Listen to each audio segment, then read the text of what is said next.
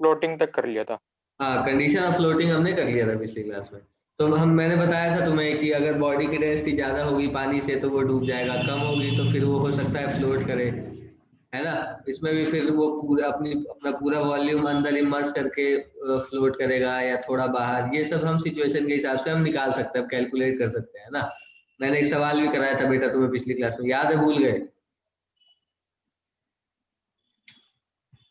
याद है? भूल गए बेटा? सर कहाँ सर कराया था? क्या बात कर रहे हो, एक सवाल तो कराया था यार पिछली क्लास में मैंने। कौन सा सवाल?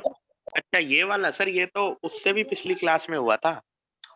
अरे नहीं, ये वाला नहीं कह रहा मैं, एक सवाल नहीं कराया था मैंने कि एक बॉडी है जिसकी डेंसिटी दे रखी थी, मैंने तुम्हें बताया था कितना इमर्स होके वो फ्लोट करेगा, उस वाले सवाल की बात कर रहा हूँ मैं। Yes sir.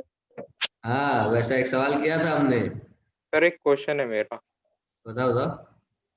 सर अब अगर डेंसिटी हमारी लिक्विड से ज्यादा होगी तो फिर वो सिंक कर जाएगा। अगर हमें कोई भी मटेरियल है वो लिक्विड से ज्यादा होगी तो सिंक कर जाएगा। लेकिन हाँ सर अब हमने ये भी पढ़ा था कि बॉयंसी भी मतलब है कि अगर वो ज्यादा लिक्विड डिस्प्लेस करता है तो फिर वो फ्लोट और ज्यादा करेगा।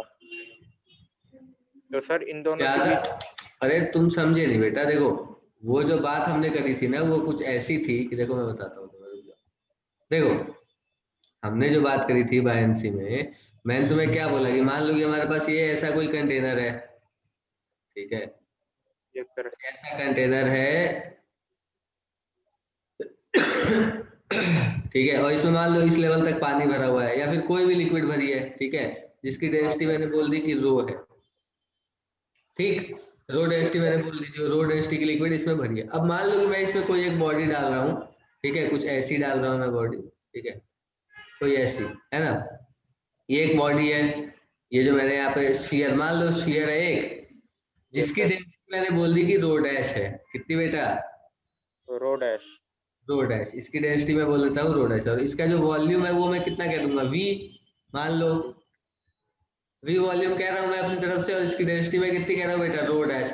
एक बात बताओ मुझे कि अगर मैं इसकी डेंसिटी रो डैश कह रहा हूँ और इसका वॉल्यूम अगर मैं वी कह रहा हूँ तुम्हें, तो क्या मतलब ये कितना पानी डिस्प्लेस करेगा बेटा, कितना पानी डिस्प्लेस करेगा ये, कितना पानी डिस्प्लेस करेगा ये स्फीयर? सर जितना स्पेस ले रहा जितना स्पेस ले रहा है, कितना स्पेस ले रहा है? है वॉल्यूम वी। वॉल्यूम के जितना। तो वाटर डिस्प्लेस्ड की अगर मैं बात करूं तो वाटर कितना डिस्प्लेस करेगा ये? वी। बहुत बढ़िया, वाटर डिस्प्लेस बराबर वी, मतलब वी वॉल्यूम का पानी जो है वो ये डिस्प्लेस कर देगा, ठीक है, मान ली मैंने तुम्हारी बात कि वी वॉल्यूम का पानी ये डिस्प्लेस कर देगा। अब मैंने क्या बोला तुम्हें कि किसी भी बॉडी के ऊपर जो बायंसी लगती है वो कितनी लगती है, जितना पानी डिस्प्लेस करता है उसकी वजन के बराबर। Yes sir. तो इस पर अगर मैं बायंसी की बात करता हूँ तो इस पे बायंसी कितनी लगेगी बताओ? एक तो ऊपर की तरफ लगेगी, ये तो पक्की बात है, हाँ सर। ठीक है। और कितना पानी का, जितना जितना पानी इसने हटाया है, कितना पानी हटाया है, वी वॉल्यूम का पानी हटाया है, यस सर। तो इतने पानी का वेट कितना होगा बताना पहले, मास कितना होगा पानी का? सर मास बाय डेंसिटी हो जाएगा। Mass by volume. डेंसिटी कैसे होगा बेटा, density sir into volume volume हो होगा ना, जाएगा। मास। हाँ हाँ सर, मास डेंसिटी हाँ, इंटू डेंसिटी वॉल्यूम। होती है ना मास अपॉन वॉल्यूम, तो मास क्या हो जाएगा, डेंसिटी इनटू वॉल्यूम, तो ये मास हो गया, हाँ सर। सर मैं और इनटू वॉल्यूम जी बता कर रहा था। दूंगा तो ये क्या हो जाएगा, वेट। Yes sir. तो जो बायंसी लग रही है इसके ऊपर वो कितनी लग रही है, रो वी जी लग रही है क्या, इतनी बायंसी लग रही है? बोलो।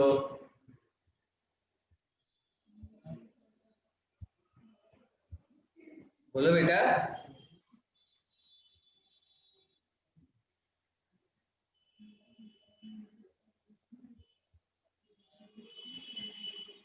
ये लग रही है ना buoyancy, rho into V into g, इतनी बायंसी लग रही है इस हाँ बॉडी सर। के हाँ ऊपर। सर।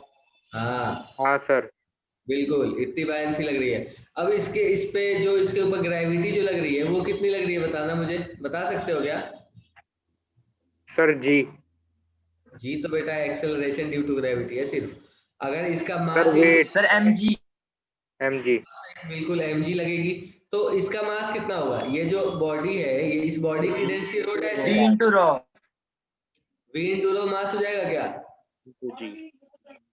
बहुत बढ़िया। तो ये ग्रेविटी है। तो फोर्स ऑफ ग्रेविटी की अगर मैं बात करूं तो फोर्स ऑफ ग्रेविटी में कितनी लिख सकता हूँ बताना जरा?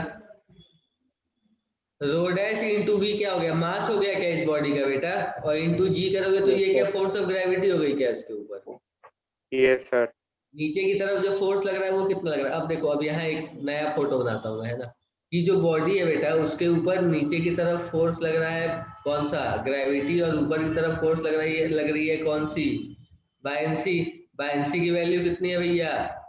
रो इंटू वी इंटू जी। और इसकी ये वाला कितना है? Rho dash into V into g. Rho किसकी डेंसिटी है बेटा? पानी की। सर ये लिक्विड की। हाँ किसकी सर। डेंसिटी? बॉडी की। हाँ सर। तो ये जो मैंने फोर्स बनाई है मैंने किसके ऊपर बनाया बेटा? जो यहाँ पर बॉडी है स्फीयर, इसके ऊपर ही फोर्स बनाया मैंने, कि एक ऊपर लग रहा है फोर्स, एक नीचे लग रहा है। Yes sir. तो ये बॉडी डूबेगी कब? जब नीचे का फोर्स ज्यादा होगा। हाँ सर। और तैरेगी कब? जब दोनों बराबर होंगे। Yes sir. तो पहले डूबने की बात करते हैं, ठीक है, पहले डूबने की बात करते हैं। तो अगर मैं सिंक करने की बात कर रहा हूँ, सिंक करने के लिए क्या होना चाहिए बताना? नीचे का फोर्स ज्यादा होना चाहिए ना। तो लिख Yes, sir. सकता हूँ ना मैं, rho dash into V into g must be greater than rho into V into g. तो वी और Yes, जी, वी sir. और जी निपट गए। Yes sir. तो अगर रो डैश की वैल्यू ज्यादा हो गई रो से तो बॉडी तो डूब जाएगी। हाँ सर। अगर बॉडी की डेंसिटी अगर ज्यादा हो गई किससे? पानी की मतलब पानी की डेंसिटी कह रहा हूँ, जो फ्लूइड है उसकी डेंसिटी से अगर ज्यादा हो गई बॉडी की डेंसिटी, तो बॉडी तो डूब जाएगी सीधे सीधे। Yes sir. ठीक है। अब एक बार दोनों में कंपैरिजन करते हैं। देखो, मतलब अब एक एक तो ये कंडीशन हो गई कि रो डैश जो है वो अगर बड़ा है रो से तो बॉडी डूब जाएगी, ये तो पक्की बात है बेटा, ये 100% sir. सच बात है। ठीक है। अगर दोनों बराबर, क्योंकि तीन ही तो कंडीशन हो सकते हैं बॉडी की डेंसिटी और इसकी डेंसिटी में, मतलब रो और रो डैश में तीन ही कंडीशन हो सकते हैं। क्या क्या हो सकता है बताना जरा? कि या तो रो डैश जो है वो बड़ा हो गया रो से, या तो रो डैश जो है वो छोटा हो गया रो से, या तो रो डैश जो है और रो जो है वो बराबर हो गई। इस तीन से बाहर कुछ हो सकता है क्या? No sir. नहीं हो सकता। तो ये वाली कंडीशन तो हमने देख ली, तो ये तो खत्म होगी कंडीशन। इस कंडीशन की बात करते हैं कि रो डैश जब कम होगी रो से तो क्या होगा? अगर बराबर भी हुई तब भी बॉडी, तब तो बॉडी फ्लोट करेगी। क्योंकि अगर बराबर हो गई बेटा, तो तुम सोचो कि अगर ये दोनों बराबर हो गई तो रो डैश और रो बराबर हो गया, मतलब रो डैश और रो अगर बराबर हो गए तो ऊपर का फोर्स और नीचे का फोर्स बराबर हो गया ना। बोलो, Yes, sir. अगर रो डैश और रो बराबर हो गए तो वी जी यहाँ भी है, वी जी यहाँ पर भी है। तो रो डैश और रो अगर बराबर हो गया तो बॉडी जो है वो सीधा सीधा हम कह देंगे कि बॉडी कंप्लीटली इमर्स होके तैर रही है। बॉडी जो है वो क्या हो रही है बेटा? कंप्लीटली इमर्स होके तैर रही है। क्योंकि अगर इन दोनों ये दोनों वैल्यू अगर बराबर हो गई, ठीक है, तुम ऐसा सोचो कि रो डैश और रो बराबर है। देखो ये वाली कंडीशन बताता हूँ मैं तुम्हें, कि मान लो कि जो डेंसिटी है बॉडी की, बॉडी की डेंसिटी और किसकी डेंसिटी बेटा? लिक्विड की डेंसिटी दोनों बराबर है। थोड़ी देर के लिए हम ये मान रहे हैं, ठीक है। अब ये सिचुएशन देखना, और मैंने इसमें बॉडी को ऐसे थोड़ा हल्का इमर्स कर दिया, और फिर मैं देख रहा हूँ कि क्या हो रहा है। ठीक है, मैं देखता हूँ एक बार कि मैंने बॉडी को थोड़ा इमर्स करा, और जब मैंने इसे छोड़ा तो मैं देख रहा हूँ कि ये इमर्स ही होता जा रहा है। क्यों होता जा रहा है इमर्स? ये सोच के देखो एक बार। मैंने तुम्हें क्या बोला बेटा? मेरी बात समझ पा रहे हो तुम? मैंने बोला कि ये जो बॉडी है इसे मैंने पानी में रखा, और मैंने बोला कि इस वाले केस के लिए रो डैश और रो जो है वो दोनों बराबर है। मतलब बॉडी की डेंसिटी है रो डैश, और जो लिक्विड है उसकी डेंसिटी कितनी है? रो। तो दोनों बराबर है, रो डैश और रो बराबर है। तो अभी जब ये थोड़ा ही कुछ पार्ट इसका इमर्स है, मैं मान लेता हूँ कि ये जो बॉडी है बेटा, इसका टोटल वॉल्यूम कितना है? देखो, टोटल वॉल्यूम जो है इस बॉडी का वो मैंने मान लिया v, ठीक है। और अभी जो इमर्स्ड वॉल्यूम है, इमर्स्ड वॉल्यूम जो है वो मैं मान लेता हूँ कि v डैश है, क्योंकि v डैश जो है वो कम है ना v से। v डैश जो है वो क्या है बेटा? कम है v से, क्योंकि थोड़ा पार्ट इमर्स्ड है, थोड़ा पार्ट बाहर है। तो अभी जो ये बॉडी लिक्विड डिस्प्लेस करेगा वो कितनी लिक्विड डिस्प्लेस करेगा? वी डैश जितना पार्ट इसका पानी के अंदर है उतनी लिक्विड इसने डिस्प्लेस करी होगी। बोलो। Yes sir. ठीक है, तो वी डैश की वैल्यू जो है वो छोटी है वी से। सर वैसे जितना वॉल्यूम इसका ब्लॉक का उतना वाटर ही डिस्प्लेस करना चाहिए ना? बेटा जितना पानी में है उतना डिस्प्लेस करेगा ना। हाँ सर, ठीक है ठीक। पानी में जितना है पार्ट उतना ही तो डिस्प्लेस करेगा, क्योंकि देखो एक्चुअल में अगर मैं यहाँ पर बनाऊं, तुम्हें ऐसे सोचो कि यहाँ पर मैंने कुछ भी नहीं करा और सीधे सीधे मैं कह रहा हूँ कि जो पानी है वो इस लेवल तक है। ठीक है, ये जो मैंने लाइन बनाई इस लेवल तक पानी है अभी। ठीक है, अब मैंने बोला कि अब इसमें तुम कुछ एक ऐसा कंसिडर करो पानी का। ठीक है, पानी का कुछ ऐसा कंसिडर कर लो। ठीक है, ये जो ब्लू वाली मैंने बनाई है, मान लो कि ये मैं पानी कंसिडर कर रहा हूँ। ये जो ब्लू वाला पार्ट है बेटा, ये पानी है। ठीक है, अब मैंने क्या किया कि मैंने एक बॉडी ली और वो इसमें यहाँ पर ऐसे थोड़ी थोड़ी ऐसे घुसानी शुरू कर दी। ठीक है, तो मेरी जो बॉडी है वो कुछ ऐसी हो गई। आधा पार्ट जो रहा इसका, आधा पार्ट इसका इमर्स रहा। ठीक है, और थोड़ा आधा नहीं, मतलब आधा से थोड़ा ज्यादा इमर्स रहा और बाकी का पार्ट जो है वो बाहर रहा। ठीक, तो बाहर वाला पार्ट है वो तो कोई पानी डिस्प्लेस नहीं करेगा ना बेटा। नहीं सर। डिस्प्लेस कौन करेगा? जो अंदर का पार्ट है बस वही डिस्प्लेस करेगा। जो पानी के अंदर जो पार्ट है वही डिस्प्लेस करेगा। तो कितना पानी डिस्प्लेस हुआ? जितना पार्ट बॉडी का जितना पार्ट पानी के अंदर है उतना पार्ट डिस्प्लेस हुआ। बोलो, यही बात कर रहे हैं ना हम। जितना पार्ट इसका पानी के अंदर है उतना पार्ट डिस्प्लेस हो गया। तो वी डैश की जो वैल्यू है वो मैंने बोली कि वो छोटी हो गई वी से। वी क्या है? टोटल वॉल्यूम है इस बॉडी का। ठीक है, तो इसके ऊपर जो बायएंसी लगेगी वो कितनी लगेगी बेटा? तो रो इंटू वी डैश इंटू जी लगेगी, क्योंकि इमर्स्ड पार्ट का जितना वॉल्यूम होगा वही वॉल्यूम में मल्टीप्लाई करेंगे पानी की डेंसिटी में, तो उसमें हमें पता लग जाएगा कि कितनी पानी इसने डिस्प्लेस करी है। रो इंटू वी डैश इंटू जी, ये क्या है? ये बायएंड फोर्स है। ठीक है, और जो ग्रेविटी है बॉडी की वो कितनी है? अब ग्रेविटी इमर्स पार्ट पे लग रही होगी या पूरे पार्ट पे लग रही होगी? बोलो। ग्रेविटी पूरे पार्ट पे। ग्रेविटी तो पूरे पे लगेगी ना। हाँ, पूरे पे लगेगी।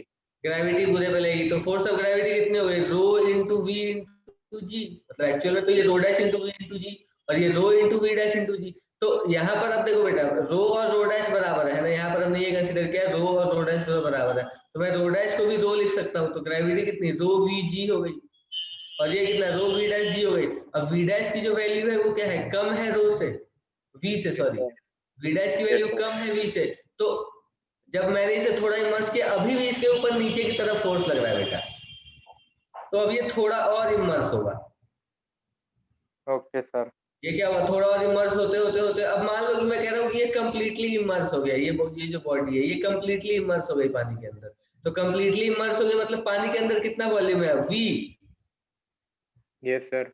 तो अब जो नया बायएंड फोर्स है, नया जो बायएंड फोर्स है वो कितना होगा बताना? तो मतलब सर बायएंड फोर्स सेम नहीं रहता, चेंज होता रहता है। बिल्कुल, जैसे जैसे बॉडी का जो वॉल्यूम पानी के अंदर है वो वॉल्यूम जैसे जैसे बदल रहा है वैसे वैसे बायएंड फोर्स भी चेंज हो रहा है, क्योंकि जैसे जैसे वो बॉडी अंदर जा रही है पानी के वैसे वैसे उसका डिस्प्लेस्ड वाटर भी तो चेंज हो रहा है ना। पहले अब जैसे मान लो कि बहुत थोड़ा इमर्स किया हमने, मान लो पहले कि हमने इतना ही पार्ट इमर्स किया तो तब बायएंड फोर्स अलग लग रहा था। फिर हमने इतना पार्ट इमर्स किया तो बायएंड फोर्स अलग लग रहा था। फिर हमने इतना करा तो बायएंड फोर्स अलग लग रहा है। फिर इतना पूरा हमने कर दिया तो बायएंड फोर्स अलग लग रहा है। समझ रहे हो मेरी बात? तभी तो मैंने बोला कि अगर रो डैश की वैल्यू रो से कम हुई, मतलब पानी की डेंसिटी से कम हुई अगर रो डैश की वैल्यू, तो फिर उस केस में हम कहेंगे कि पानी जो है वो कंप्लीटली इमर्स नहीं, थोड़ा थोड़ा कुछ पार्ट इमर्स हो जाएगा और फिर वो फ्लोट करेगी। फिर जो है बॉडी वो क्या होगी बेटा? फ्लोट करेगी।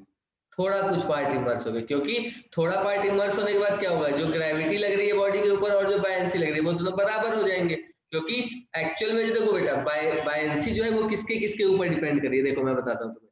जो बायएंड फोर्स है वो किसके ऊपर डिपेंड कर रही है? बताओ। Density of liquid. Yes sir, volume and acceleration due to gravity. Into acceleration due to gravity. ठीक है, और जो ग्रेविटी है वो किसके ऊपर डिपेंड कर रही है बेटा? किसके ऊपर? Density of body yes sir. Into total volume. Into g. अब देखो जी और जी तो सेम है, अब अपने को इन्हीं दोनों को इक्वल करना है। तो जब लिक्विड की डेंसिटी ज्यादा हो गई बॉडी की डेंसिटी से, जब यस सर। लिक्विड की डेंसिटी ज्यादा हो गई बॉडी की डेंसिटी से, और इन दोनों को अगर अपने को बराबर करना है, ये पूरा टर्म अगर अपने को बराबर करना है, तो जब ये वाली चीज बड़ी होगी इस वाली चीज से, तो इसे तो फिर छोटा होना पड़ेगा। इमर्स पार्ट का और टोटल वॉल्यूम जो है उसमें फर्क होना चाहिए। कि ये बिल्कुल ऐसी ही बात है बेटा, कि जैसे मैं कह रहा हूँ कि क्या कहूँ मैं, 15 मुझे लाना है, तो 5 इंटू 3 मैं कर रहा हूँ, नहीं 15 से भी नहीं, ऐसे समझ में नहीं आएगा। मान लो कि मुझे 50 लेके आना है, मतलब जो बाइंड फोर्स है, ये जो मल्टीप्लीकेशन, ये मान लो 50 होगा, ठीक है। तो मैं कहूंगा कि क्योंकि बॉडी की डेंसिटी और टोटल वॉल्यूम तो फिक्स है, तो ये 50 होना चाहिए, ठीक है। ऐसे सोचो कि 50 अगर मुझे लाना है, दो चीजों को मल्टीप्लाई करके मुझे कोई एक नंबर लाना है, ठीक है, 50 लाना है मान लो, ऐसे एग्जाम्पल दे रहा हूँ। तो 50 तुम कैसे कह सकते हो बेटा, कैसे लिख सकते हो 50? बताओ। एक तो 25 इंटू 2 लिख सकते हो, या तो 20 इंटू 3 लिख सकते हो। तो देखो एक वैल्यू अगर कम हुई तो इधर वाली वैल्यू तो बढ़ी ना। तो 20 इंटू 3 कैसे होएगा? तो ये तो 60 हो गया। 60 हो जाएगा अच्छा 20 सॉरी 20 इंटू 3 नहीं होगा, तो 10 5 इंटू 5 कर देता हूँ मैं। into 10 हाँ 10 इंटू 5 कर देता हूँ, कोई बात नहीं, 10 इंटू 5 करता हूँ। तो देखो यहाँ पर ये तुमने वैल्यू कम करी तो ये वैल्यू तो बढ़ गई ना। यस तो वही सर। चीज है यहाँ पे, कि अगर बॉडी की डेंसिटी कम हो गई ना लिक्विड की डेंसिटी से, तो अगर ये वाली चीज बढ़ी है यहाँ पर, तो फिर ये वाली चीज तो कम होनी चाहिए। तो इमर्स्ड पार्ट जो होगा वो टोटल का कुछ भाग होगा, टोटल पार्ट इमर्स नहीं होगा। समझ रहे हो मेरी बात? तो अगर हाँ, तो अगर बॉडी की डेंसिटी ज्यादा हो गई पानी से, तब तो वो सीधा सीधा डूब जाएगा, लेकिन अगर बराबर या कम हो गए तो वो नहीं डूबेगा। तो सर उस केस में बायोन्सी के भाई कोई रोल नहीं होएगा ना इतना? नहीं बेटा, बायंसी का रोल तो है ही, बायंसी का रोल नहीं होता तो फिर तो ये सीधे सीधे नीचे ही चली जाती, क्योंकि ग्रेविटी तो लगी रही है बॉडी के ऊपर। अच्छा सर मेरा एक क्वेश्चन है कि जैसे कि एक निडल है, ठीक है, एक ठीक। नील है, उसको जब हम यूं ही छोड़ देते हैं तो फिर वो सिंक कर जाते हैं बड़े आराम से। हाँ लेकिन हाँ तो हम उसी को ये एक लकड़ी के फट्टे पे रख देते हैं तो फिर वो तैरती रहती है, क्योंकि हाँ उसमें बायोन्सी ज्यादा लग रही है। हाँ तो सर लेकिन डेंसिटी तो अलग होगी ना? बेटा, तो तुमने एक बार वुड भी तो यूज करा ना। अब जो अपने को टोटल मिल रहा है, अब देखो ऐसे है, ये चीज जो तुम कह रहे हो ना, ये कुछ ऐसी है कि मान लो कि तुमने जब नीडल रखी तो वो डूब गई, यस सर। ठीक है। मान लो कि तुम कह रहे हो कि जब तुमने नीडल रखी रखी तो वो बॉडी डूब गई, मतलब नीडल कुछ ऐसी होती है ना, ऐसी है ना, और यहाँ पर कुछ ऐसा हो धागा लगाने के लिए कुछ ऐसी होती है, इसे तुमने पानी के ऊपर रखा तो मान लो वो डूब गई, यस ठीक है। सर। तो अभी इसकी जो डेंसिटी हुई वो कुछ रो हुई, यस सर। ठीक है। फिर जब तुमने इसी नीडल को किसी वुड के ऊपर रख दिया बेटा, तो इस वुड का मास भी तो अलग है ना। सर लेकिन वो तो नीचे डाउनवर्ड एक्ट करेगा। अरे वो बात समझ गया मैं, लेकिन यहाँ पर जो बॉडी के डूबने और ऊपर तैरने की जो प्रक्रिया है वो किसकी वजह से हो रही है? एक तो बायएंड फोर्स और एक ग्रेविटी। हाँ अगर सर। अगर ये दोनों बराबर हो गए तो बॉडी नहीं डूबेगी, अगर ये ग्रेविटी ज्यादा है तो डूब जाएगी, और बायंसी अगर ज्यादा है तो फिर तो बॉडी फ्लोट ही करेगी, है ना। वो मतलब बायंसी फिर कम होता चला जाएगा धीरे धीरे, और फिर उस जगह पे आके बॉडी तैरने लग जाएगी। जब क्या हो, जब बायंसी और ग्रेविटी बराबर हो जाए, उस जगह पे आगे बॉडी जो होगी वो क्या होगी, तैरने लग जाएगी। तो वही बात मैं समझा रहा हूँ कि अभी इसकी डेंसिटी मान लो रो है, इसकी डेंसिटी मान लो कुछ रो डैश है, या फिर तुम ऐसा समझो कि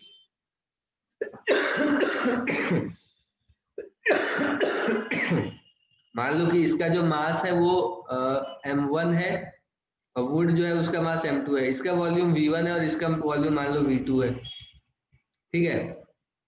तो इस नीडल का जो वॉल्यूम होगा वो होगा m1 अपॉन v1, डेंसिटी की अगर मैं बात करूं नीडल की, तो वो होगी m1 अपॉन v1। तो ये m1 अपॉन v1 हो सकता है पानी की डेंसिटी से ज्यादा हो, लेकिन m1 plus m2 divided by v1 plus v2, इसकी वैल्यू हो सकता है कि कम हो डेंसिटी ऑफ वाटर से, तो ये तैर जा रहा है। ऐसा हो सकता है ना, यस सर। हो सकता है ना। जैसे मान लो कि मैं कह रहा हूँ कि 1 kg का नीडल है, किलो बहुत बड़ा ले लिया हमने, और 1 मीटर की वॉल्यूम है इसका, ये तो डेंसिटी अलग हो जाएगी। खैर, तुम ऐसे सोचो ना बेटा कि मतलब जो यहाँ पर जो डेंसिटी टोटल, अगर सिर्फ नीडल को ले रहे हो तो उसकी जो डेंसिटी बन रही है वो ज्यादा बन रही है पानी से, यहाँ पर जो ले रहे हो यहाँ पर जो इसकी डेंसिटी बन रही है ये क्या पानी की डेंसिटी से कम बन रही है, इसलिए ये तैर जा रहा है। क्योंकि जो वुड होता है उसकी डेंसिटी तो बहुत कम होती है ना बेटा, बहुत बड़ा बहुत बड़ी बड़ी जो लकड़ियां होती है उसका मास भी बहुत कम होता है। लेकिन नीडल तो ऐसे स्टील की बनी होती है ना, स्टील छोटी छोटी स्टील की जो चीजें होती है वो भी बहुत मास होता है ना उनके अंदर। Yes sir. हाँ तो बस ये फर्क है, इसकी वजह से ऐसा होता है। अब तुम कहोगे कि सर लोहे की जो इतनी बड़ी बड़ी शिप होती है वो क्यों नहीं डूबती? नहीं सर, उनका तो पता है। हाँ तो बस वैसे ही है इसका भी। बस एक चीज है बेटा कि जो डेंसिटी ऑफ वाटर है और बॉडी की जो डेंसिटी है दोनों में फर्क होना चाहिए। मतलब बॉडी, जिस बॉडी को आपको पानी के अंदर रखना है ना, जिस बॉडी को आपको पानी मतलब पानी के ऊपर तैराना है, उस पूरी बॉडी की डेंसिटी जो है वो पानी की डेंसिटी से कम ही होनी चाहिए, तभी वो तैरेगा, नहीं तो नहीं तैरेगा। तो बहुत बड़ी बड़ी शिप भी जो होती है ना उसमें भी बहुत खाली जगह छोड़ी जाती है कि हवा रहे और हवा का भी मास हो। समझ रहे हो मेरी बात? हवा की वजह से भी मास हो बहुत, तो हवा, लेकिन वॉल्यूम ज्यादा होता है। हाँ तो उसका वॉल्यूम तो ज्यादा होता ही है, लेकिन हवा का मास तो कम होता है ना बेटा, तो बस वो डेंसिटी कम हो जाती है। ठीक है, यस सर। ओके। ये बात सबको समझ आ गई या नहीं आई बताओ?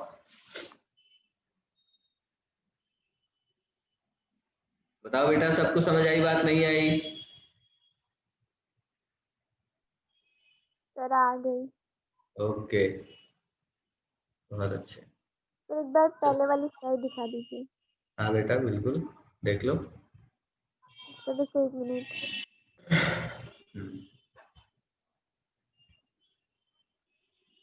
Done sir. अब देखो थोड़ी सी बात करते हैं कि एक्सेलरेटिंग फ्लूइड में बायनेंसी कैसे वेरी करती है, क्या होता है। यहाँ पर चीजें थोड़ी सी अलग होंगी बेटा।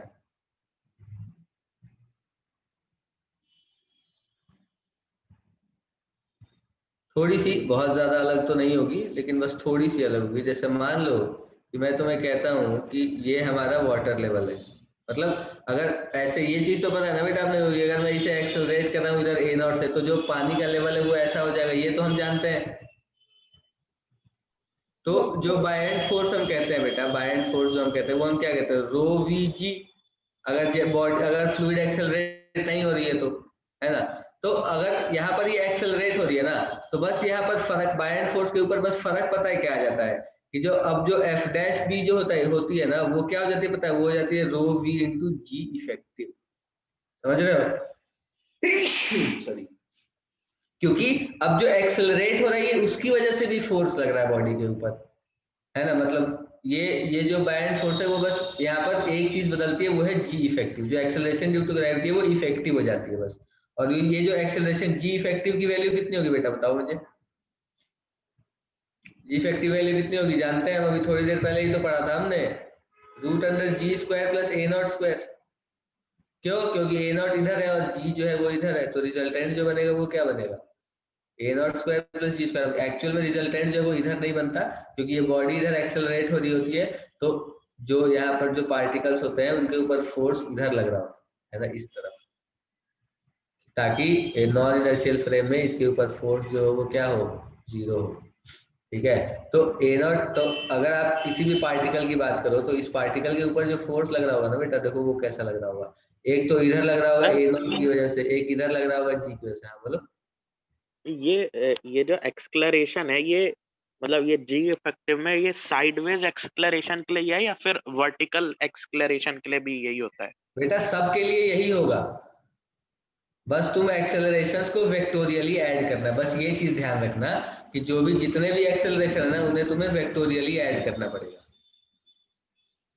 समझ रहे हो मेरी बात? कि अगर मान लो कि तुमने कंटेनर को ऐसे एक्सेलरेट कर दिया, तुम ऐसा सोचो, देखो ध्यान से सुनो, तुमने मान लो कंटेनर को ऐसे एक्सेलरेट कर दिया, तो इस एक्सेलरेशन के क्या होगा, अगर आप मतलब इसे नॉन इनर्शियल फ्रेम में जाके देखोगे तो इस एक्सेलरेशन को आपको क्या करना पड़ेगा, ऑपोजिट करना पड़ेगा।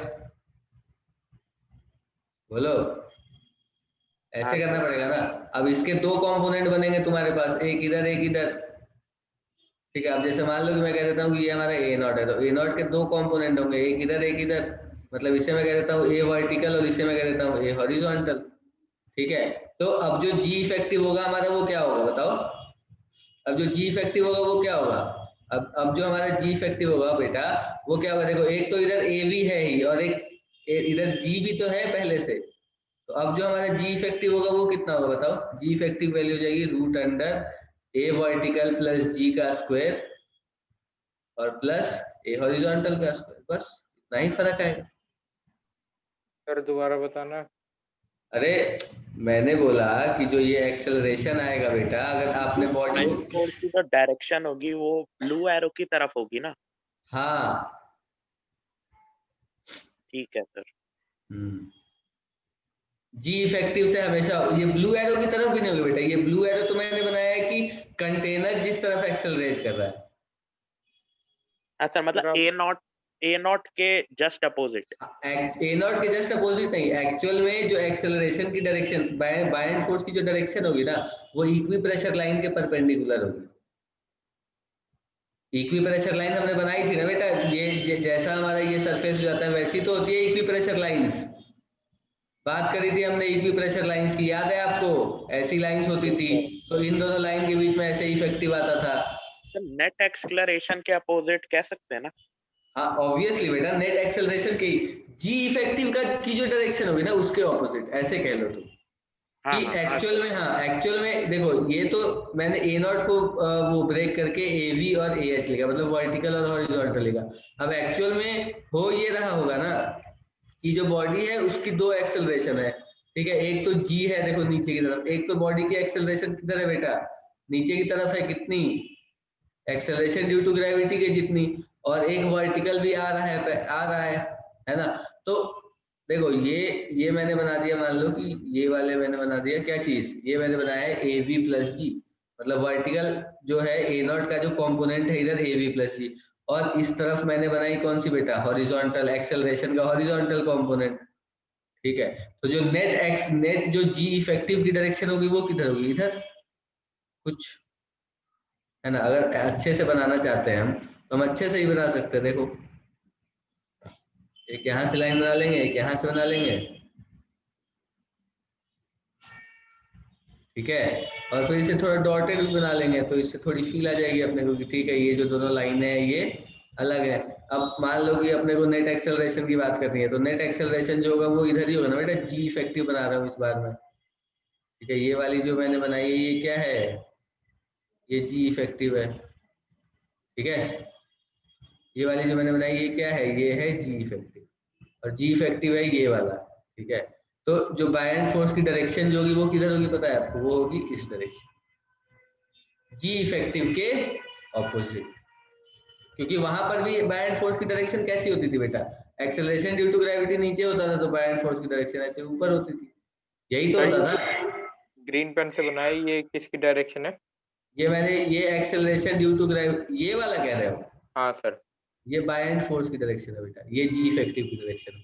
वैसे ही तो यहाँ पर भी बायएंड फोर्स की डायरेक्शन ये होती थी और एक्सेलरेशन ड्यू टू ग्रेविटी की डायरेक्शन यही तो होती थी, हाँ तो ये सर ऑपोजिट मतलब है ना। कि बायोन फोर्स भी उसी डायरेक्शन में हो जाएगा, उसके अपोजिट हो जाएगा जिस हाँ तरफ एक्सेलरेशन लग रही है। जी बिल्कुल, जी नहीं नहीं तुम समझे नहीं, ये ए नॉट की डायरेक्शन अलग है और जी इफेक्टिव की डायरेक्शन अलग है। ए नॉट जो है वो ए वर्टिकल और हॉरिजॉन्टल का रिजल्टेंट है, ये ए वर्टिकल प्लस जी और ए हॉरिजॉन्टल का वो है। अच्छा मतलब सर अब जो भी हमारे मेजरमेंट आएंगे वो जितने एंगल पे वो झुक चुका है वाटर उसके हिसाब से आएंगे। हाँ जी, एक्सेलरेशन नेट एक्सेलरेशन कितने एंगल पर हो चुका है उसके हिसाब से। अब मान लो कि ये वाला एंगल तुम कह रहे हो थीटा, ठीक है, ये वाला एंगल तुम कह रहे हो फाई, तो दोनों की वैल्यू तो अलग अलग होगी ना बेटा। जैसे अगर तुम tan फाई की वैल्यू निकालो, चलो tan फाई की वैल्यू क्या लिखोगे बताना? ये वाला एक्सेलरेशन डिवाइडेड बाई ये वाला एक्सेलरेशन, ये वाला एक्सेलरेशन कितना होगा? ए वर्टिकल अपॉन ए हॉरिजॉन्टल।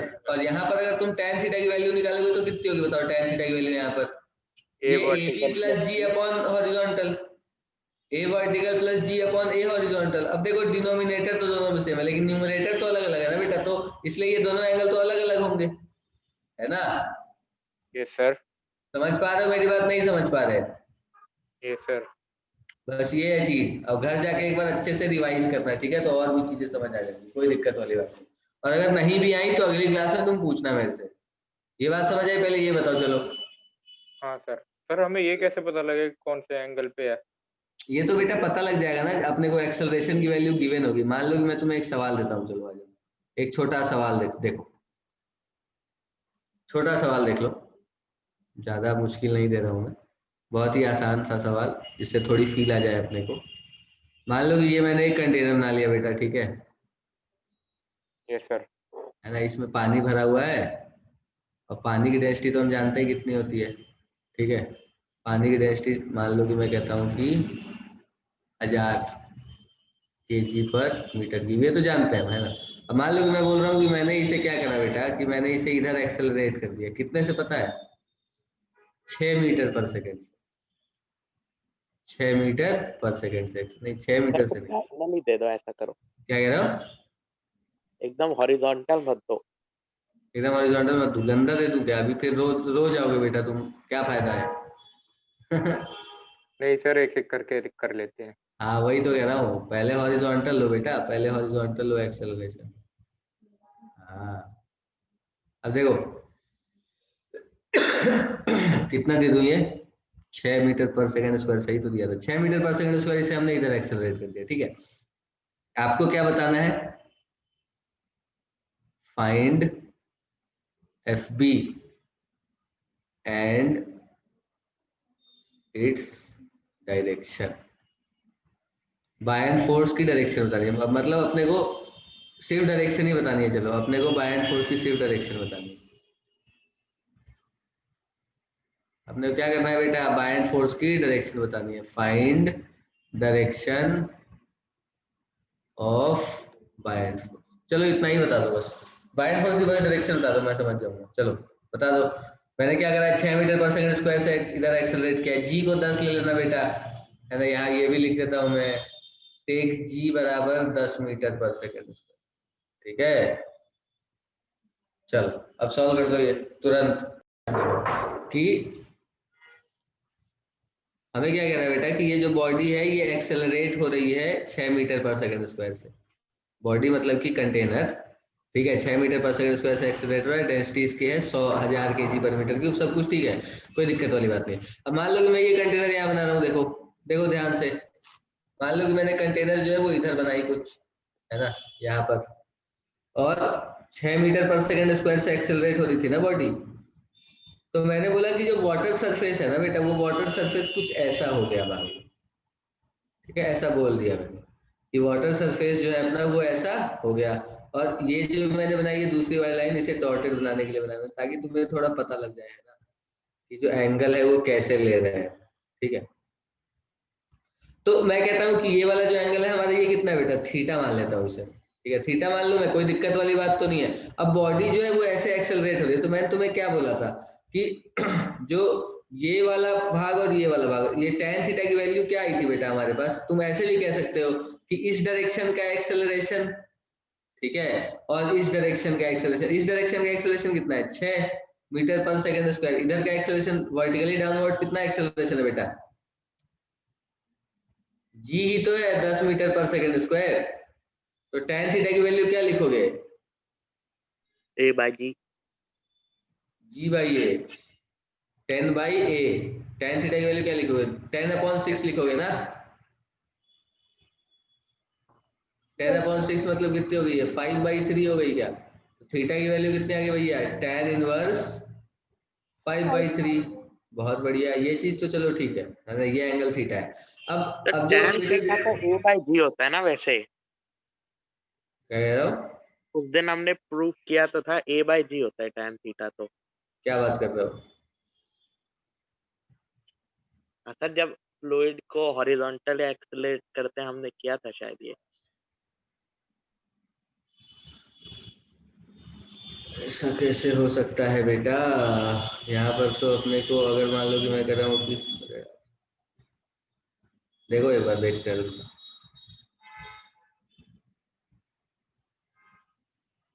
हमने वर्टिकल से एंगल तो नहीं लिया था, यही वाला एंगल लिया था क्या हमने? सर tan थीटा तो परपेंडिकुलर अपॉन बेस होता है। हाँ हाँ वो तो समझ गया मैं। तो सर 5/3 ही होना चाहिए ना।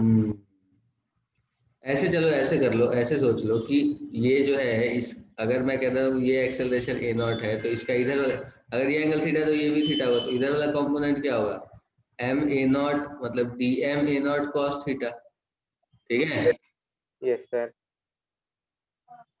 यही होगा ना। सर हाँ वो जो 10 मीटर पर सेकंड का जो एक्सक्लरेशन का वेक्टर है ना, उसको हाँ आप नीचे शिफ्ट कर दो और फिर करो। मतलब, अच्छा वो वाली बात कर रहे हो। हाँ सर, वो शायद तभी सही नहीं आ रहा। हाँ सही कह रहे हो, बिल्कुल सही कह रहे हो। ये बात तो तुम्हारी सही है बिल्कुल, कि ये जो एक्सेलरेशन वाला वेक्टर इसे ऐसे इधर शिफ्ट करते हैं ना, यहाँ पर कह रहे हाँ हो क्या, सर, इधर। हेड को टेल से जोड़ते हैं ना। हाँ हाँ वेक्टर के लिए तो, हाँ फिर सही बात है, हेड टू हेड बिल्कुल जोड़ सही दिया। बिल्कुल सही। मतलब ये ऐसे है देखो, ये हमारा कुछ रिजल्टेंट आएगा ये वाला। तो देखो, अगर इस एंगल को थीटा कहोगे, अगर इस एंगल को थीटा कह रहे हो, अगर इस एंगल को थीटा कह रहे हो बेटा, तो ये वाला एंगल 90 माइनस थीटा होगा। तभी तो मैं कह रहा था कि a अपॉन जी 5/3 आया, मतलब 3/5 आएगा, तभी तो कह रहा था मैं। ये होगा हमारा 90 माइनस थीटा, ठीक है, ये एंगल निकाला हमने, मान लो कि ये हमारा 90, ये हमारा थीटा है, ठीक है, ये रिजल्टेंट है बेटा, ये एंगल हमारा थीटा है। तो अब इस थीटा की वैल्यू कितनी होगी, ये अगर थीटा है तो ये वाला एंगल 90 माइनस थीटा होगा ना, क्या। एक मिनट सर, तब वो टॉपिक था ना प्रेशर डिफरेंस इन हाँ एक्सेलरेटेड हाँ फ्लूइड हाँ में, तो सर उसमें तो ये जो है ना, जो हम 90 माइनस थीटा ले रहे हैं उसको थीटा हाँ बताया मैंने था थीटा आपने। बताया था, बिल्कुल बताया था, तो वही तो मैं तुम्हें समझा रहा हूँ कि थीटा मैंने कैसे बताया था। सुनो मेरी बात, देखो, ये मान लो कि, मान लो कि ये हमारा कंटेनर है, ठीक, ठीक है, ये मेरा कंटेनर है मान लो, है ना, और यहाँ तक मैंने पानी भरा हुआ, मतलब पानी तो खैर भरा हुआ था, फिर हमने इसे एक्सेलरेट भी कर दिया, ठीक है। तो एक्सेलरेट करने से मैंने बोला कि जो हमारा कंटेनर जो वो है वो कुछ ऐसा हो गया मान लो, ठीक है, वो जो है वो कुछ ऐसा हो गया इस तरह से, और ये वाला एंगल मैंने तुम्हें थीटा बोला होगा, यही बोला था ना बेटा मैंने तुम्हें ये वाला एंगल थीटा बोला होगा, सर है ना। ये तो ये मैंने कैसे बोला था तुम्हें, ये वाला एंगल जो थीटा में लिख रहा हूँ, तो ये मैं कैसे लिख रहा हूँ, अब तुम सोचो कि अगर मैं यहाँ पर कोई भी एक पार्टिकल कंसीडर करता हूँ, मैंने कैसे बताया था तुम्हें ये थीटा, कि अगर मैं कोई भी एक पार्टिकल यहाँ पे कंसीडर करता हूँ, तो इस पार्टिकल के ऊपर जो नेट फोर्स होना चाहिए बेटा, वो कितना होना चाहिए बताओ, 0 होना चाहिए ना, क्योंकि सरफेस के अलाउंग कोई भी फोर्स नहीं लगता है, क्योंकि अगर सरफेस के अलाउंग कोई भी फोर्स लगे तो जो सरफेस के जो फ्लूइड है वो इधर उधर दौड़ने लग जाएंगे ना बेटा। सर। तो इस तरफ मैं कह रहा हूँ, मान लो कि मैंने जो लिया उसका मास है डीएम, ऐसे सोचो डीएम मास है, तो इधर की तरफ जो लग रहा होगा फोर्स, वो क्या लग रहा होगा, डीएम इंटू जी लग रहा होगा। यस तो अगर सर। ये एंगल थीटा है तो ये एंगल 90 माइनस थीटा होगा क्या, हाँ सर। पक्की बात है। और जो मैंने स्यूडो फोर्स लगाया था इसके ऊपर, वो मैंने इधर लगाया था, क्योंकि बॉडी जो है वो आगे की तरफ एक्सेलरेट कर रही थी, तो मैंने बोला कि इस तरफ डीएम इंटू ए नॉट लग रहा होगा। सर वो एक मिनट सर, ये 90 माइनस थीटा नहीं होना चाहिए क्यों बेटा, सर, यहाँ 90 से सुनो माइनस। मेरी बात सुनो, यहाँ से लाइन ऐसे बड़ी कर दो, ये वाली जो ब्लू वाली लाइन है ये तो हॉरिजॉन्टल लाइन है ना, यस सर। और ये ब्लू वाली लाइन हॉरिजॉन्टल, और ये जो ग्रीन वाली डीएमजी बनाई है मैंने वर्टिकल लाइन बनाई है ना, तो दोनों के बीच का एंगल 90 डिग्री होना चाहिए क्या, ये वाला एंगल। हाँ सर। मैंने ये वाला एंगल थीटा माना, तो ये एंगल थीटा माना, तो ये एंगल 90 माइनस थीटा होगा ना, तभी तो तीनों का सम 180 होगा, यस सर। पक्की ठीक। बात है। हाँ सर। चलो, तो अगर अब मैं कह सकता हूँ कि ये वाला एंगल 90 माइनस थीटा होगा, यस सर। बहुत बढ़िया। अब ये डीएम इंटू ए नॉट, ये वाली बात सही कह रहा हूँ मैं, और अगर ये एंगल थीटा है तो क्या ये एंगल भी थीटा होगा, यस सर। पक्की बात है। तो डीएम ए नॉट का इधर वाला कंपोनेंट क्या हो जाएगा बताओ, डीएम डीएम ए नॉट कॉस थीटा, और इधर वाला कंपोनेंट क्या हो जाएगा इस डीएम जी का, डीएमजी साइन थीटा। बहुत बढ़िया, डीएम जी साइन थीटा। तो यही तो मैंने बोला था, अब ये दोनों बराबर होंगे, हाँ सर। तो बराबर होंगे तो क्या होगा बताना, dm a naught cos theta is equal to dmg sin theta. Yes sir. dm dm निपट गया दोनों तरफ से, cos थीटा को इस तरफ ले आओ, g को दूसरी तरफ ले आओ, तो क्या हुआ, ये a नॉट अपॉन g की वैल्यू कितनी आ गई? tan theta. यही तो मैंने बोला था तब। सर हाँ, तो इसमें ये डीएम क्या है? डीएम बेटा जो पार्टिकल लिया ना मैंने, छोटा सा यहाँ पर जो पार्टिकल कंसिडर किया उसका मास है डीएम। Okay sir. हाँ सर लेकिन अगर हम फिगर को ऐसे ही देखेंगे तो फिर उसमें तो g/a0 लग रहा है tan थीटा।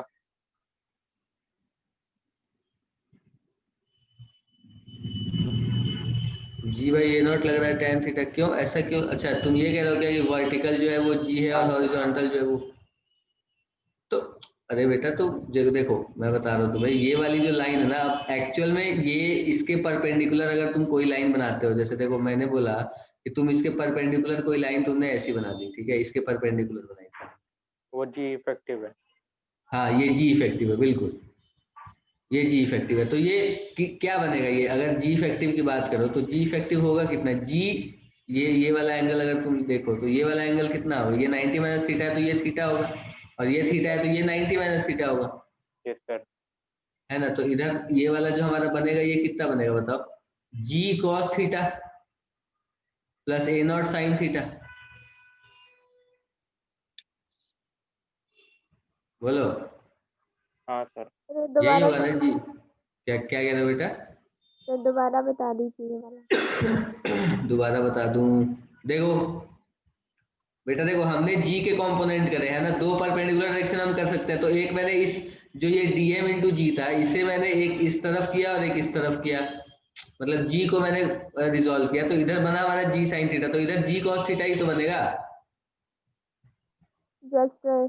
है ना। तो इधर का जो एक्सेलरेशन है वो कितना है बताओ, इस तरफ इस जी वाला कितना है, जी कॉस थीटा है, यस सर। और ये कितना बनेगा, ए नॉट कॉस थीटा इधर बना, तो इधर ए नॉट साइन थीटा बनेगा, तो g cos theta plus a naught sine theta. Sir a naught sine theta कौन सा है?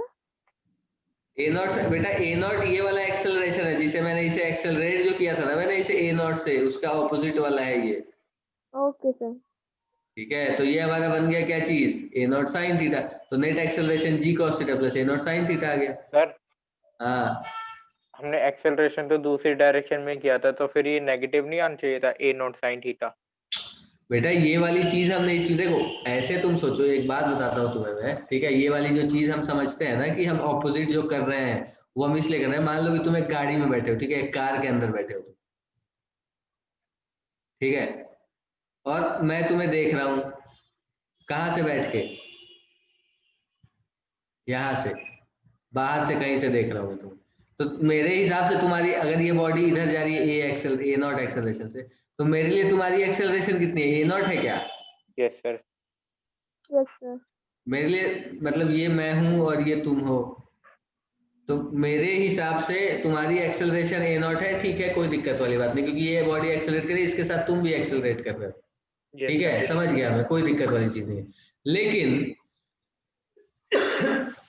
जब हम नॉन इनर्शियल फ्रेम में चले गए, मतलब एक्सेलरेटेड फ्रेम में, अब मान लो कि यहाँ पर बैठ गया कोई एक तीसरा आदमी, कोई एक ए बंदा यहाँ बैठ गया, तो इसके हिसाब से तुम्हारी एक्सेलरेशन कितनी है, सर 0। 0 है, लेकिन ये सही तो नहीं है ना बेटा, ये सही है क्या, क्या तुम्हारी एक्सेलरेशन 0 है? No sir. तो यही यहाँ पर तो फिर न्यूटन का लॉ वैलिड ही नहीं हुआ, क्योंकि फोर्स भी लग रहा है और तुम एक्सेलरेट भी नहीं हो रहे, ऐसा कैसे हो सकता है? तो इसके लिए हम क्या करते हैं कि एक फोर्स लगाते हैं जिसे हम कहते हैं स्यूडो फोर्स, जो बॉडी जिस तरफ एक्सेलरेट कर रही होती है उसके ऑपोजिट डायरेक्शन में लगाया जाता है।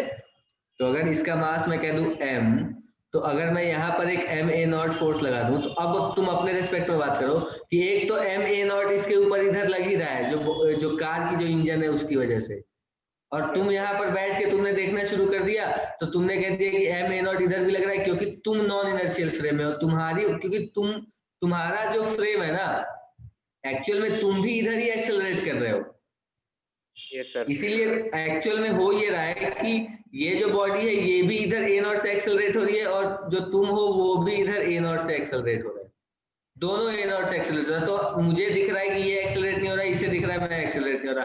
तो इसके लिए हम क्या करते हैं कि मैं जिस एक्सेलरेशन से एक्सेलरेट हो रहा हूँ उसी उतना ही एक्सेलरेशन मैं इधर लगा देता हूँ। इसे हम कहते हैं एम ए नॉट, ये हम कह देते हैं ये स्यूडो फोर्स है जो लगाते हैं हम। क्यों? ताकि न्यूटन का लॉ वैलिड हो पाए। अगर जो फ्रेम है, जो ऑब्जर्वर है, वो जब एक्सेलरेट हो रहा होता है ना, तो हम ऐसा करते हैं। सर समझ रहे हो लेकिन मेरी बात? हाँ। सर लेकिन मेरा क्वेश्चन ये नहीं था सर। अच्छा, तो क्या था फिर? सर मैं ये कह रहा हूँ कि जब हम ए नॉट फोर्स से ए नॉट एक्सेलरेशन से उसे आगे भेज रहे हैं, तो सर हमने हाँ, लेक्चर में पढ़ा था ना कि अगर हमें उसे पीछे ले जाना है तो 180 डिग्री टर्न करना पड़ेगा फिर। समझा? मैं नहीं समझा इस बार तुम्हारी बात, क्या कह रहे हो तुम? मैं इस कंटेनर को एक्सेलरेट कर रहा हूँ आगे की तरफ ए नॉट से, ठीक है? फिर तो सर आपने ए नॉट साइन थीटा यहाँ पे एक कंपोनेंट बनाया है ना सर वहाँ पे, हाँ तो सर हाँ, उसकी डायरेक्शन नेगेटिव होनी चाहिए थी ना, क्योंकि अब हमने उसका एरो बदल दिया है सर, दूसरी जगह लगा दिया हेड। इसका नहीं सर, दूसरे वाले का ए नॉट साइन थीटा का। ए नॉट साइन थीटा का ये कह रहे हो तुम? हाँ सर, ऊपर। ये वाला कह रहे हो? सर बीच वाला नीचे। ये कह रहे हो? हाँ सर। ये कह रहे हो तुम कि नेगेटिव होना चाहिए? हाँ सर। बेटा देखो, हो सकता, तुम बिल्कुल सही कह रहे हो, वो ये होगा अगर तुम डायरेक्शन को कंसिडर करके चलोगे ना, तो फिर तो जी भी नेगेटिव होना चाहिए। हाँ सर। होना चाहिए ना, तुम जो कह रहे हो कि ए नॉट नेगेटिव, तो जी भी तो नेगेटिव होना चाहिए। तो हमने दोनों में से किसी को नहीं लिया, हमने मान ली कि ये वाली डायरेक्शन पॉजिटिव है। देखो बेटा, यहाँ पर जब हम डायरेक्शन को पहले से कंसिडर करके चल रहे होते हैं ना, जब मैंने तुम्हें बोल दिया कि इस तरफ कोई एक्सेलरेशन है जी, तो मुझे सिर्फ जी लिखने की जरूरत है, क्योंकि मैंने डायरेक्शन पहले से असाइन कर दिया है। फिजिक्स में नेगेटिव साइन का बस ये सिग्निफिकेंस होता है कि वो हमें डायरेक्शन बताती है। नेगेटिव साइन जो होती है ना बेटा फिजिक्स में, वो हमें सिर्फ और सिर्फ क्या बताती है? डायरेक्शन, और उसका कोई सिग्निफिकेंस नहीं है, ठीक है, नेगेटिव साइन का। तो अगर मैंने डायरेक्शन पहले से बता दिए कि ये नीचे की तरफ है, तो उसके बाद तो फिर अपने को सिर्फ मैग्नीट्यूड लिखना पड़ेगा ना, क्योंकि किसी भी वेक्टर को बताने के लिए हमें क्या क्या चाहिए? एक मैग्नीट्यूड और एक डायरेक्शन। तो डायरेक्शन तो मैंने बताई दी, यस सर। तो अब सिर्फ मैग्नीट्यूड की जरूरत है, तो इसलिए मैं सिर्फ मैग्नीट्यूड लिखा, मैंने माइनस वाइनस कुछ लगाया नहीं मैंने। Okay sir. ठीक है, ये चीज है बेटा कि जब जैसे मान लो यहाँ मैं एरो एरो बना रहा हूँ पहले से, तो जब एरो मैंने बना ही दिया तो फिर नेगेटिव लिखने की क्या जरूरत है मुझे? समझ रहे हो मेरी बात? सर अगर एरो नहीं बनाएंगे तब तो लिखना एरो पड़ेगा। नहीं लगाएंगे तब तो लिखना पड़ेगा तुम्हें। उस देखो, अब तुम मान लो कि तुमने एरो लगा भी दिया है, तुम ऐसे सोच लो कि जो बेटा ये mg है, ये g नेगेटिव है, यस सर। ये जो g है ये नेगेटिव है, तो g के जो कंपोनेंट करोगे, इधर वाला कंपोनेंट और इधर वाला कंपोनेंट, ये दोनों नेगेटिव ही बनेंगे, इधर वाला भी नेगेटिव बनेगा, इधर वाला भी नेगेटिव बनेगा। क्या? अगर तुम इसे माइनस जी लिखते हो तो माइनस जी का इधर कंपोनेंट और माइनस जी का इधर कंपोनेंट, और अगर इसे तुम नेगेटिव लिखते हो तो फिर इसका कंपोनेंट इधर नेगेटिव और इसका कंपोनेंट इधर नेगेटिव। तो जो दोनों, अब एक्चुअल में देखो हो क्या रहा है कि ये जो पॉइंट है, इस पॉइंट पर एक इधर भी एक इधर भी। अब देखो बेटा, इन दोनों फोर्सेस की डायरेक्शन ऑपोजिट है, ठीक है? मान लो कि मैं कह रहा हूँ कि ये फोर्स हमारा F1 है और ये फोर्स F2 है। तुम यहाँ पर दो चीजें कर सकते हो कि एक तो तुम कह सकते हो कि F1 और F2 बराबर है, मतलब अब डायरेक्शन ऑपोजिट है, डायरेक्शन ऑपोजिट है, सिर्फ मैग्नीट्यूड बराबर होंगे तो नेट फोर्स जीरो हो जाएगा। Yes sir. या तो तुम ऐसे कह सकते हो F1 vector plus F2 vector बराबर जीरो, तो F2 वेक्टर तो नेगेटिव होगा, तो मतलब F1 vector minus F2 vector बराबर जीरो, तो सीधा सीधा F1 वेक्टर बराबर F2 वेक्टर, खत्म। समझ रहे हो या नहीं समझ रहे हो? ये चीज समझ आ गई ना? क्योंकि या अब ऐसे सोचो तुम, जैसे मान लो कि तुम्हें अगर मैं आई कैप और जे कैप के टर्म्स में अगर समझाऊं, तो तुम ऐसे कहो, देखो देखो बेटा, इस तरफ मैंने बोले ये आई कैप है, इस तरफ का डायरेक्शन है, इस तरफ का डायरेक्शन माइनस आई कैप है, ठीक है? मैं कह रहा हूँ कि इधर मैं 5 न्यूटन फोर्स लगा रहा हूँ और इधर भी मैं 5 न्यूटन, मतलब इधर मैं कुछ कुछ F फोर्स लगा रहा हूँ, तो बॉडी जो उसके ऊपर मैं कितना फोर्स लगाऊं कि वो इक्विलिब्रियम में हो? तो इधर वाला जो फोर्स है इसे मैं F1 मान लेता हूँ 5 न्यूटन, तो F1 को मैं वेक्टोरियली क्या लिखूंगा बेटा, 5i कैप लिखूंगा क्या, और यस इसे सर। क्या लिखूंगा बताओ, इसे मैं लिखूंगा माइनस Fi कैप, क्योंकि माइनस डायरेक्शन में। Yes sir. तो बॉडी के ऊपर नेट फोर्स 0 होना चाहिए, तो तुम क्या लिखोगे, F1 vector plus F2 vector बराबर 0। ठीक है, तो इसका मतलब तुमने क्या समझा, 5i cap minus Fi cap is equal to 0। तो अब आई कैप तो ऐसे ही रहेगा, 5 माइनस एफ जो हुआ वो 0 के बराबर हुआ, तो एफ की वैल्यू कितनी आ गई, 5। तो ये जो तुमने निकाला ये क्या निकाला, मैग्नीट्यूड। अब जो तुम फोर्स लिखोगे, एफ की जो वैल्यू लिखोगे F2, ये वाला जो फोर्स मैं कह रहा हूँ, अगर मैं इसे F2 कह रहा हूँ, तो F2 की जो तुम वैल्यू लिखोगे वो कितनी लिखोगे, माइनस 5i कैप ही तो लिखोगे। Yes sir. तो यही चीज है बेटा, बस डायरेक्शन, नेगेटिव साइन का सिग्निफिकेंस सिर्फ डायरेक्शन का है और कुछ नहीं है। ठीक है, ओके। ओके, तो बस ये ध्यान रखना, नेगेटिव साइन का कुछ सिग्निफिकेंस नहीं है, सिर्फ और सिर्फ हमें वो क्या बताता है, डायरेक्शन ही बताता है और कुछ भी नहीं बताता। ठीक है, ये वाली बात तो समझ आई, हाँ बोलो। सर आपने जो एग्जांपल दिया था ना कि कोई उस पे गाड़ी पे बैठा है और कोई बाहर से उसे ऑब्जर्व कर रहा है, हाँ तो सर हम उसके लिए तो पॉइंट ऑफ रेफरेंस को कंसीडर करते हैं ना। हाँ तो जो मान लीजिए कि दो आदमी गाड़ी में बैठे हैं, तो दोनों के हिसाब से तो वो सही है ना कि एक्सीलरेट नहीं कर रहे हैं। हाँ, बिल्कुल बिल्कुल ये गलत क्यों है कि वो एक्सीलरेट नहीं कर रहे, उनके हिसाब बेटा, से तो। क्योंकि देखो देखो हम किसी कोई भी एनालिसिस जब भी करते हैं ना बॉडी के मोशन की, वो हम जनरली नॉन इनर्शियल फ्रेम के हिसाब से करते हैं, हम इनर्शियल फ्रेम के हिसाब से बात करते हैं, तभी हम बता पाते हैं बॉडी की एग्जैक्ट कंडीशन। वैसे अगर आप बात करोगे ना बेटा, तो इस दुनिया में कोई भी चीज ना ही एब्सोल्यूट रेस्ट पर है और ना ही एब्सोल्यूट मोशन में है। इस यूनिवर्स में कोई भी चीज एब्सोल्यूट रेस्ट पर नहीं है और एब्सोल्यूट मोशन में है। जैसे मान लो कि मैं तुम्हें ये कहता हूँ, सोचो कि हम कहते हैं ना कि अगर मान लो कि हमारा जो ग्राउंड है, ग्राउंड के रेस्पेक्ट में अगर आप बात करो, ग्राउंड के रेस्पेक्ट में हम सारी बातें करते हैं, क्योंकि ग्राउंड के रेस्पेक्ट में हम कहते हैं कि ठीक है, अगर कोई एक कार है यहाँ पर, ठीक है, कोई एक ऐसी कार है मान लो, ठीक है, और ये कार जो है ये चल रही है इधर, ठीक, तो इस यहाँ पे बैठा आदमी देख रहा है कि ये कार जो है ये चल रही है, तो ये इनर्शियल फ्रेम होना चाहिए। और हम क्या करते हैं ना बेटा, जो जो भी हमारी एनालिसिस है उसमें हमने अर्थ को इनर्शियल फ्रेम अज्यूम किया हुआ है। ठीक है, earth is assumed to be inertial. ठीक है, अर्थ को इनर्शियल फ्रेम अज्यूम किया जाता है।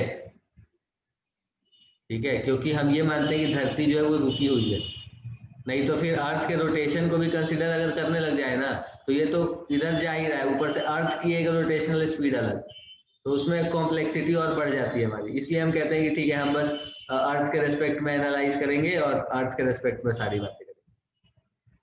ठीक है, ओके सर। अर्थ को हम इनर्शियल अज्यूम करते हैं, इसलिए हम कहते हैं कि अगर कोई भी बॉडी यहाँ पर ऐसे रखी है, तो हम जो ग्राउंड है उसके रेस्पेक्ट में बात करते हैं कि ये, अब जैसे एक कार है, अब मान लो ये कार चल रही है, यस सर। मान लो ये कार चल रही है, अब गुड़गांव से मान लो ये पहुंच गई जयपुर।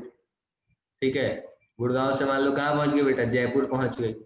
तो अब कार में बैठा आदमी जो है वो क्या कहेगा कि जयपुर मेरे पास आ गई है, कह तो सकता ही है वो, क्योंकि वो तो बैठा हुआ था, वो तो कुछ भी नहीं कर रहा था ना।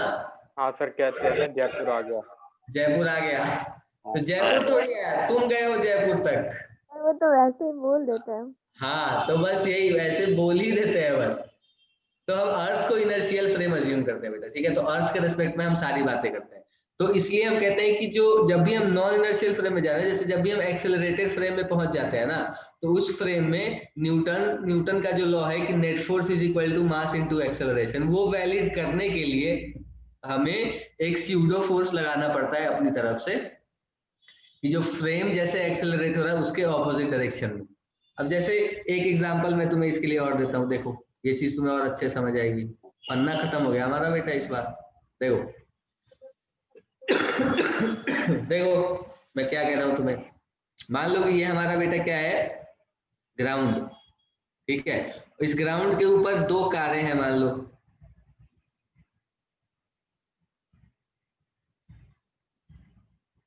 है ना, एक कार ये है जो एक्सेलरेट हो रही है कितने से, 5 मीटर पर सेकंड स्क्वायर से, और एक दूसरी कार है बेटा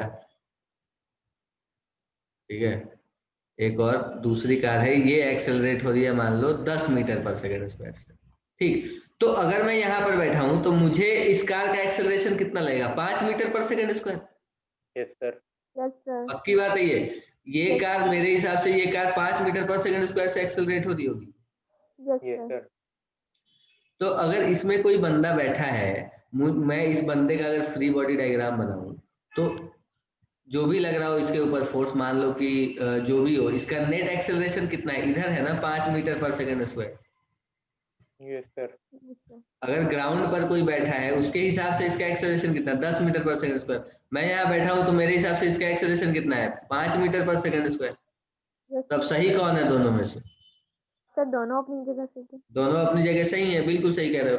तो दोनों के हिसाब से अगर मैं न्यूटन का लॉ अगर लगाऊं, अलग अलग है। हाँ, लेकिन दोनों की वो अलग अलग है ना बेटा। जैसे देखो, मान लो कि मैं कह रहा हूँ कि ये एक तो 10 मीटर पर सेकंड स्क्वायर से इधर एक्सेलरेट हो, और मैं जितने से एक्सेलरेट हो रहा हूँ वो मैंने ऑपोजिट में लगा दी 5 मीटर पर सेकंड स्क्वायर। तो अब मेरे हिसाब से इसका net acceleration 5 metre per second square हो गया, और जो कार में बैठा है वो तो रुका ही हुआ है, तो उसके हिसाब से 10 मीटर पर सेकंड स्क्वायर यहाँ हमने लगा लिया और एक इधर लगा लिया 0। तो नेट इधर इसका एक्सेलरेशन कितना हो गया? 10 मीटर पर सेकंड स्क्वायर हो गया। तो यही वाली लॉ जो है ना, कि मेरे हिसाब से जो मैंने बोला ये भी सही है, और इसके हिसाब से जो इसने बोला ये भी सही है। तो सर हमने बात लॉ तो वही तोड़ने point नहीं of दिया। reference से आ गई इसमें। क्या बेटा? बात तो वही आ गई ना, पॉइंट ऑफ रेफरेंस। हाँ, तो वही बात है। लेकिन अगर अभी मैं अपने हिसाब से कहता कि अब देखो ये तो 10 मीटर पर सेकंड स्क्वायर से एक्सेलरेट हो रहा है, तो इसके हिसाब से इसके ऊपर जो नेट फोर्स लग रहा होगा वो कितना? अगर इसका मास मैं m कह दूं तो इसका जो इस बॉडी का जो एक्सेलरेशन होगा, ये फोर्स जो होगा इसके ऊपर वो कितना होगा? m इंटू 10 ही तो होगा। Yes sir. तो न्यूटन का लॉ तो वैलिड है यहाँ पर, अगर मैं ग्राउंड वाले लड़के के हिसाब से देखूं तो। Yes sir. सही बात है बिल्कुल कि m इंटू 10 फोर्स लग रहा है, तो ये 10 मीटर पर सेकंड एक्सेलरेट हो रहा है। लेकिन अगर मैं अपने हिसाब से देखूं तो मैं तो देखूंगा यार कि इस बॉडी के ऊपर जो फोर्स लग रहा है वो तो m इंटू 10 ही लग रहा है अभी भी, पर मेरे हिसाब से इसका एक्सेलरेशन 5 कैसे है? तो फिर न्यूटन का लॉ तो यहाँ वैलिड नहीं हो पाया ना। Net force is equal to mass into acceleration. तो उसके लिए ही हम क्या करते हैं कि एक m इंटू 10 तो लग ही रहा है इस तरफ, और एक इधर 5 इंटू m लगा देता हूँ। क्यों? क्योंकि मैं भी एक्सेलरेट हो रहा हूँ। तो सर जो हमारा एक्सेलरेशन है तो उसको सब्ट्रैक्ट कर देते हैं। हाँ, नहीं बेटा, एक्सेलरेशन सब्ट्रैक्ट नहीं, नेट फोर्स सब्ट्रैक्ट करके फिर मास से डिवाइड करते हैं। Okay sir. अब यही कर रहा हूं मैं, देखो ये m इंटू 10 m इंटू 5, तो नेट फोर्स इसके ऊपर कितना हो गया? 5m इधर हो गया, और मास से डिवाइड कर दो तो m और m निपट गया, तो 5 मीटर पर सेकंड। तो अब तो मैं भी सही हो गया न्यूटन के लॉ के हिसाब से। Yes sir. तो इसका सिग्निफिकेंस बस इतना होता है ना बेटा। देखो, ये करने का बस ये जरूरत अपने को इसलिए है ये करने की, क्योंकि बहुत सारे जो सवाल होते हैं ना वो नॉन इनर्शियल फ्रेम में बहुत आसानी से सॉल्व हो जाते हैं। बहुत सारे सवाल कि अगर मान लो कि तुम जैसे लिफ्ट, ऐसे सोचो तुम, ये एक लिफ्ट है, ठीक है, नॉर्मल सा सवाल बता दो। एक लिफ्ट है, इसमें एक आदमी खड़ा है, लिफ्ट ऊपर जा रही है 5 मीटर पर सेकंड स्क्वायर के एक्सेलरेशन से। ठीक, ये जो है ये आदमी यहाँ खड़ा है और इसने एक सिक्का फेंका ऊपर, और ये सिक्का वापस इसके हाथ में आ गया, ठीक है, और इसमें इसे लग गए कितने? 2 सेकंड। Yes sir. मान लो इसने एक सिक्का ऊपर फेंका और इसे 2 सेकंड लग गए, ठीक है। तो तुम्हें ये बताना है कि इसने कितनी वेलोसिटी से फेंकी होगी विथ रिस्पेक्ट टू लिफ्ट, बता सकते हो? With respect to lift? हाँ, लिफ्ट के रिस्पेक्ट में इसने कितनी, क्योंकि तो बेटा अगर ऐसे सोचो कि अगर ये लिफ्ट में बैठा है तो ग्राउंड के रिस्पेक्ट से अलग होगा, लिफ्ट की स्पीड, लिफ्ट के हिसाब से अलग वेलोसिटी होगी। तो मुझसे पूछी कि लिफ्ट के रिस्पेक्ट में इसने कितनी वेलोसिटी से फेंका, तो कैसे निकालोगे? ग्राउंड के रिस्पेक्ट में कर सकते हो क्या सॉल्व? बताना है एक बार। हाँ सर। कर तो सकते ही है, थोड़ी सी कॉम्प्लेक्सिटी बढ़ जाएगी, एक बार करके देखना, ठीक है। होमवर्क दे रहा हूँ आज, बाकी ये सवाल मैं अगली क्लास में डिस्कस कर दूंगा, ठीक है। ये एक लिफ्ट है, 5 मीटर पर सेकंड स्क्वायर से एक्सेलरेट हो रही है, एक बंदा इसमें बैठा है जिसने एक सिक्के को ऊपर फेंका और ये सिक्का वापस इसके हाथ में आ गया 2 सेकंड के बाद, ठीक है, तुम्हें बताना है कि लिफ्ट के रेस्पेक्ट में तुम यहाँ खड़े हो, ठीक है, तुम ऑब्जर्वर हो, तुम यहाँ खड़े होके देख रहे हो, तो Yes, sir. तुम्हें बताना है कि कितनी स्पीड से फेंकी इसने, ये बतानी है तुम्हें। बता सकते हो क्या? तो ट्राई करेंगे। हाँ कर लेना, फिर अगली क्लास में डिस्कस करते हैं, ठीक है। सर वो क्वेश्चन तो पूरा करा दो कौन सा? जो आपने दिया था इसमें डायरेक्शन वाला। पूरा क्या करूंगा बेटा? अब ये इस तरफ हमारी जी नेट की डायरेक्शन आएगी, हाँ सर। ये वाली जो डायरेक्शन होगी ये जी नेट की डायरेक्शन आएगी ना, तो सर जो हमने बायएंड tan फोर्स, थीटा निकाल दिया था। क्या क्या? सर हमने tan थीटा निकाल दिया था। हमने tan थीटा निकाल दिया था। देखो बायएंड फोर्स की डायरेक्शन, ये व्हाइट वाली लाइन अभी जो मैंने बताई, ये इसके तरफ होगी क्या बायएंड फोर्स की डायरेक्शन? हाँ सर। तो ये वाला जो है बेटा, ये कितना है बताओ? हॉरिजॉन्टल से कितने एंगल पर है ये हम निकाल सकते हैं। ये वाला एंगल है क्या हॉरिजॉन्टल से? थीटा होगा। हॉरिजॉन्टल से ये वाला एंगल है 90 माइनस थीटा, तो थीटा तुमने निकाल लिया कितना? हाँ सर। तो 90 माइनस थीटा पर लग रही होगी BIND force. Okay sir. Okay ठीक है बेटा, फिर अगली क्लास में मिलता है ना। Yes sir. Yes sir. Okay thank bye you sir. Sir. Bye sir. Bye बेटा।